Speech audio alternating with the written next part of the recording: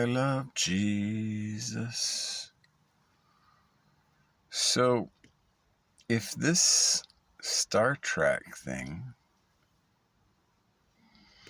started in the 60s, maybe, I'm guessing, because I remember seeing it as a kid. And I just saw an interview with the Patrick, I can't remember his last name, the guy with the second captain after the original Captain Kirk from the TV show.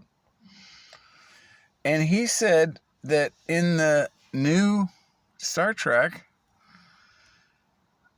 from an interview 5 years ago, that in the planet they have a place where everybody just has what they need. And he said that Ronald Reagan came to visit the Star Trek set after he was done being president.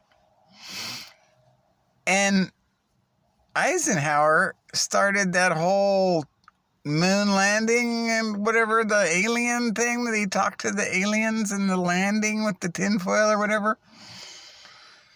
So this stuff could have been engineered with Eisenhower. So like all those fake Christians with the Jesus that's not a Jew, or that we can't be Jewish.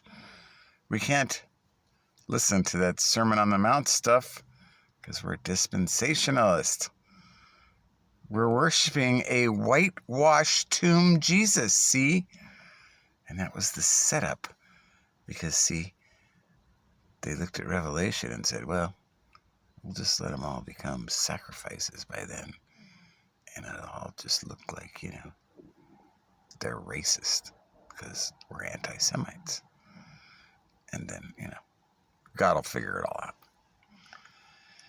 And it all seems to fit with these Rapture faithful, tied in with the Star Trek people.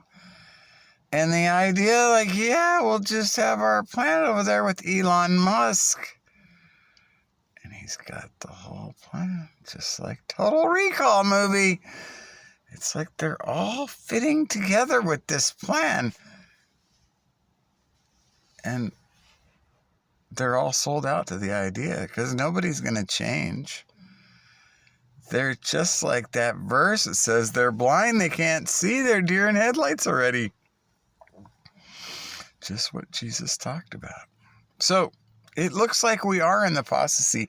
And if you're into Star Trek, you might want to start looking for a king, because I think there might be two unseen things coming, because if Romney has faith that he's going to rule a planet, and many of these Christians have the same kind of faith that they're going to go to heaven when heaven's coming to earth, then according to your faith, it will be given to you. So I'm thinking some of these Star Trek movies with the Cold Blood Planet and Leonard Nimoy over there going, well, I got a cave here to stay warm if you have to. But it's just a cold place. I'm thinking there might be a lot to this that I thought was just kind of a funny coincidence, but it's getting way too deep now that I see some of these interviews. Ronald Reagan visiting the set when they were really blowing up, and now they're talking about a generation coming that's going to be Generation Q Star Trek. Don't you kind of start wondering, like, wait a minute, doesn't that fit with Trump's, being so Christian that he can't even say 2 Corinthians. He says 2 Corinthians or whatever. And he holds his Bible upside down backwards in the front of the press. Yep, I'm into the Bible. Okay. Do you always hold it like that? So there might be a lot to this fake Christianity and where it's headed, because I'm guessing if Romney believes he'll rule a planet, that might be the same planet as that same Star Trek movie. I don't think Romney's going to be ruling it, though. Well, I don't know. Romney might be arguing with me on that one. But it might be a really good time to if you know anybody in Star Trek, just talk to them and say, hey, man, you're not really into that going to heaven idea, because I think it might be the same dream. Because you see, if you've spent like hours and hours and hours learning about going to a planet, well, you might have a lot of faith in that, and staying here for a kingdom to come, that might be like not fitting in your MK Ultra mind anymore. So